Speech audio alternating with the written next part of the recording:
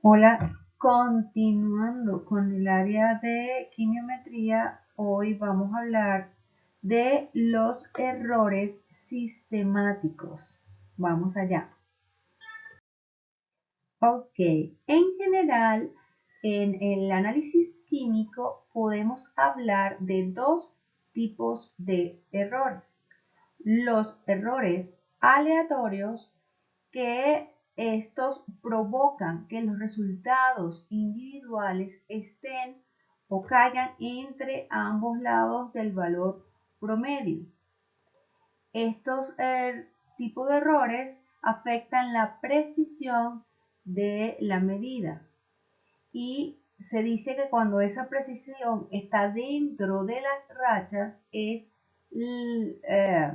quiere decir que es la repetitividad, y cuando está entre las rachas es la reproducibilidad. También se conocen como errores indeterminados. ¿Okay? Existe otro tipo de errores que son los sistemáticos, que son de los cuales vamos a hablar hoy. Este tipo de errores provocan que los resultados sean erróneos en un solo sentido, ¿sí? Bien sea por encima o por debajo del valor verdadero o del valor promedio. Ellos, por lo tanto, afectan la exactitud de la medida y también se les conoce como errores determinados. Más adelante vamos a hablar sobre los errores aleatorios, porque la mayoría de los datos estadísticos se hacen para justamente medir y poder, digamos, de alguna manera controlar los errores aleatorios. Pero aquí entonces vamos a hablar de los manejos de los errores sistemáticos. ¿Okay? A diferencia de los errores aleatorios, los sistemáticos no se pueden apreciar con la repetición de las mediciones. O sea, los errores aleatorios, si tú haces muchas réplicas, los puedes, digamos, minimizar o lo puedes determinar. Sin embargo, los errores sistemáticos no. ¿Por qué? Porque a menos que se conozca de antemano el resultado verdadero de un análisis, cosas que generalmente no ocurre, pueden existir errores sistemáticos muy graves que pasen inadvertidos y no se tomen las medidas o las debidas precauciones, ¿ok? En estos casos. Por lo tanto, hay que tener precaución en el manejo, o sea, o hay maneras de tratar de minimizar este tipo de errores. Antes de ver cómo podemos minimizar los errores, tenemos que hablar de las causas más comunes para, para que ocurran pues, este tipo de errores sistemáticos que afectan la exactitud de los métodos. Una muy importante es la contaminación de la muestra, que puede haber contaminación con los materiales que se usan y los materiales con los cuales están fabricados los instrumentos que se utilizan.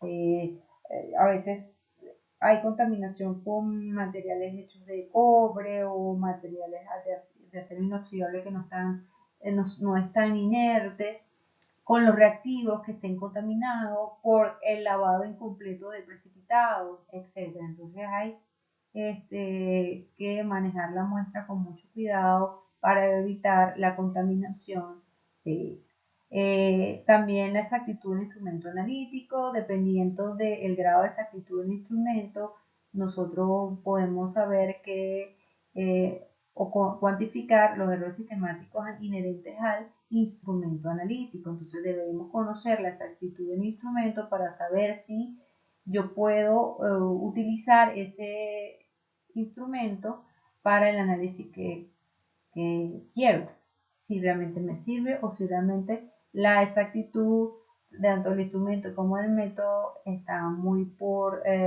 encima de lo que yo necesito. Y los sesgos humanos, que también son importantes y pueden ocurrir cuando se trabaja con colorimetría, por ejemplo, con personas que son daltónicas. Entonces ahí hay un error humano importante que debe tomarse en cuenta. Y vamos a ver cómo se pueden manejar este tipo de errores por estas causas que vimos aquí. Ok, entonces estas son las precauciones que debemos tomar en cuenta para manejar estos errores. La calibración de aparatos y equipos, entonces minimiza los errores inherentes a los aparatos, ¿verdad? El muestreo, hacer un muestreo consciente, estadístico y bien, que sea representativo, es importante para evitar errores de tipo sistemático con respecto a la muestra. Considerar pruebas para la verificación de errores sistemáticos. Existen muchas pruebas que se pueden realizar dependiendo del tipo de análisis para verificar que exista o no esos errores, como por ejemplo comparar con muestras ya conocidas o con patrones, pruebas de tratamiento con blancos. Generalmente se utiliza mucho esa, la de volver a medir una muestra que ya anteriormente fue medida y con eso se verifica si, por ejemplo, el equipo está trabajando en condiciones. ¿Okay? El diseño de experimento en cada etapa, ¿okay? También es importante diseñar los pasos del experimento en cada etapa para minimizar los errores sistemáticos. Por ejemplo, en vez de pesar de manera directa la muestra, ser pesada por diferencia. Cuando se pesa por diferencia, el error sistemático que puede existir porque la balanza de repente esté descalibrada o no sé, hay mucha velocidad del viento en el área donde se está pesando, entonces al pesar por diferencia, los mismos errores sistemáticos cometidos antes son los mismos después, entonces allí el hecho de restar anula, digamos, ese tipo de errores. Haciendo curvas de calibración, por ejemplo, en espectrofotometría, también el error digamos que se lleva en cada uno de los patrones y así mismo cuando tomas la muestra se anula el error allí. Entonces, haciendo diseño de experimentos es una manera muy interesante para minimizar este tipo de errores. El uso de material de referencia y método estándar también, como les decía, es bueno tener un material de referencia y medirlo o un estándar para verificar que mi método o mi instrumento esté trabajando de manera correcta. El uso de dos métodos independientes, es decir, medir la muestra con un método 1, un método A, un método espectrofotométrico, por ejemplo, y luego medir esa misma muestra, ese mismo analito, con un método gravimétrico, por ejemplo. Entonces vemos cuánto nos da por un método y el otro y podemos verificar que realmente ese es el valor, digamos, más cercano al valor verdadero. Y lo que son también ensayos de colaboración, que es mandar a analizar la muestra en otro laboratorio con otro analista y después comparar los resultados. Ahí puedes verificar si hay errores sistemáticos o no en este resultado.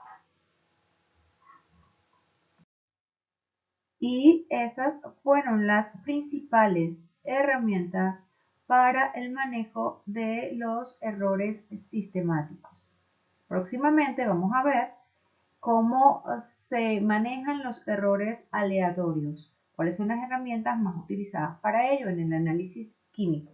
Y recuerda, la integridad de tus resultados depende de la rigurosidad en el manejo de los errores asociados.